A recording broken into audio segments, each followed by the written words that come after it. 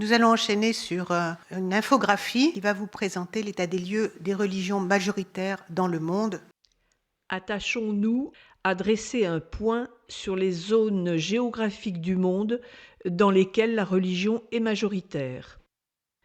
Tout d'abord, s'agissant du christianisme, première en nombre des religions, intéressons-nous au catholicisme en Europe. Le catholicisme a essaimé en Afrique au cours des colonisations. Il s'est notamment développé en Amérique du Sud, suite aux conquêtes menées par les pays de la péninsule ibérique. On le trouve également en Extrême-Orient, particulièrement aux Philippines. Le protestantisme s'est d'abord déployé en Europe. Dès le XVIIe siècle, il s'est installé en Amérique du Nord et en Afrique. Les navigateurs britanniques ont essaimé le protestantisme dans l'espace de l'océan Pacifique. Naturellement, il existe des zones où les deux religions coexistent. C'est le cas au Canada, en Europe, notamment en Allemagne et en Suisse, ainsi que dans plusieurs pays africains. On retrouve cette même situation en Australie.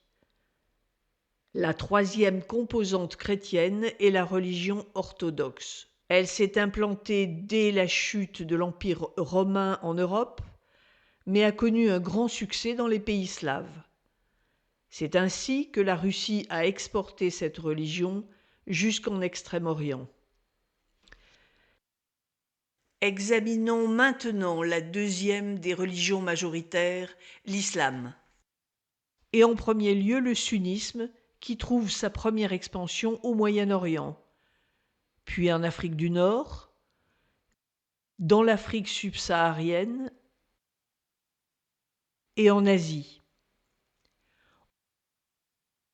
On trouve des régions où le sunnisme et le catholicisme cohabitent, par exemple en Albanie, mais aussi en Érythrée, en Éthiopie, en Tanzanie, à l'est de l'Afrique, en Côte d'Ivoire, au Togo, à l'ouest.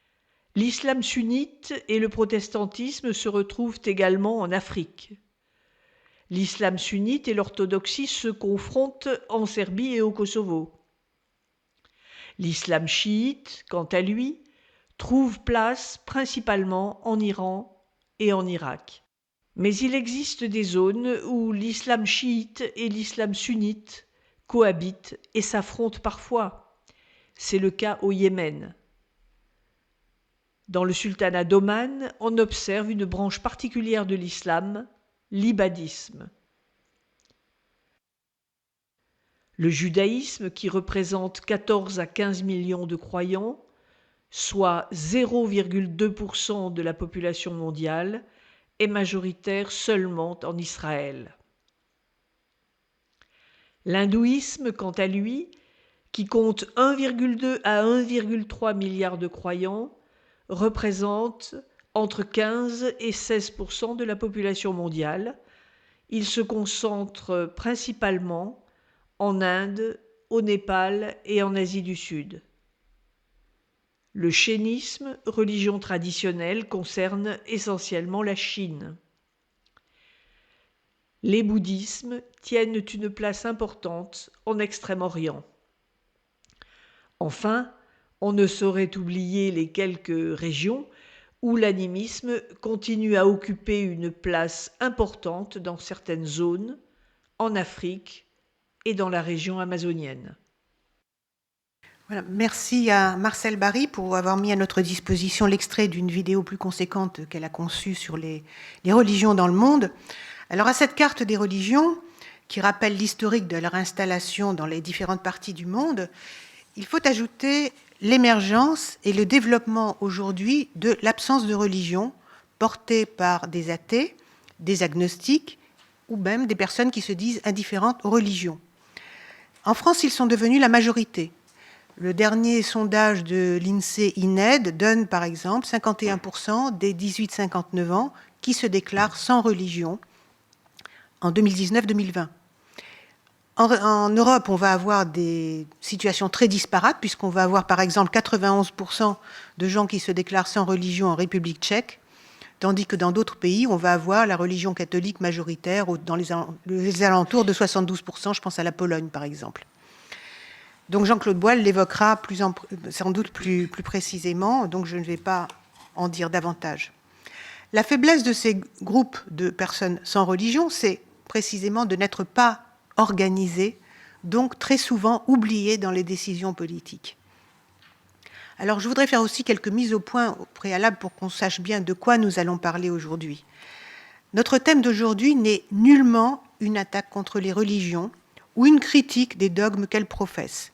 Il s'agit de leur action politique, de certains dirigeants religieux qu'ils entendent mener à côté de leur message spirituel ou en l'instrumentalisation à des fins de pouvoir politique.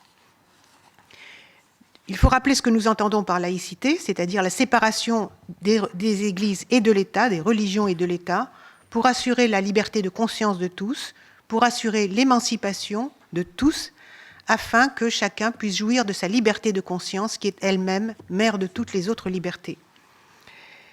Notre sujet se situera donc uniquement sur le plan politique. Nous n'aborderons aucun aspect des dogmes religieux qui relèvent de la discussion entre fidèles et qui ne saurait concerner une association laïque comme la nôtre.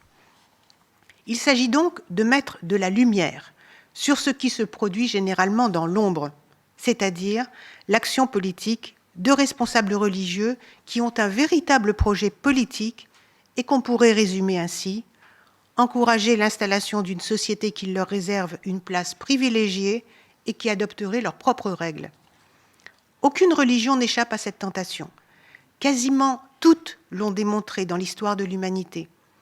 Dans l'actualité, on la retrouve dans les mouvements hindouistes actuels, chez les bouddhistes birmans, dans l'islamisme professé par l'Iran ou celui de l'Arabie saoudite, du Pakistan, du Qatar, de l'actuelle Turquie, dans les mouvements orthodoxes juifs en Israël et aux États-Unis, chez les évangéliques américains, dans l'Église orthodoxe russe, dans l'Église catholique de Rome.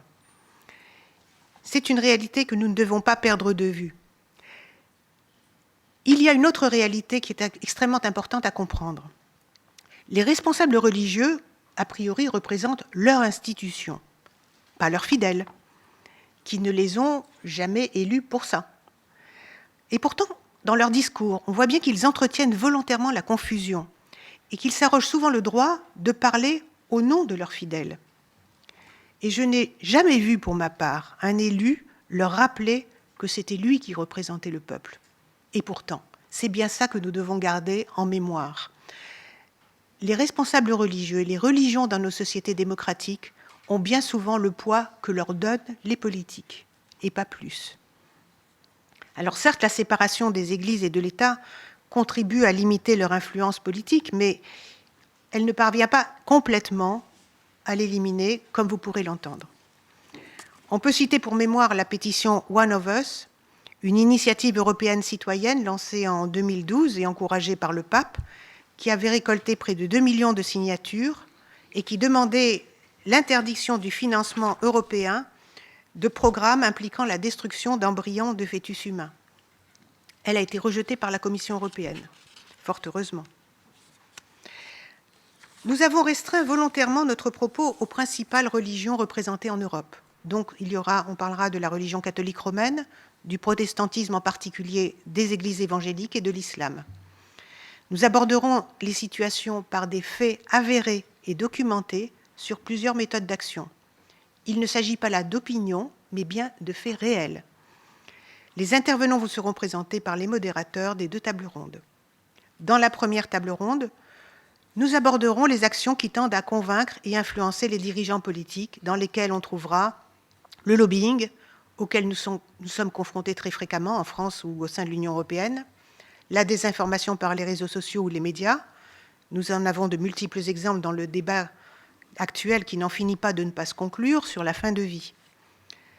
Avant la deuxième table ronde, nous diffuserons une interview d'Arte de Philippe Gonzalez, professeur à l'Université de Lausanne et spécialiste des églises évangéliques. Alors nous aurions volontiers accueilli M. Gonzalez ici, mais malheureusement, il n'était pas libre et c'est la raison pour laquelle nous diffusons cette interview.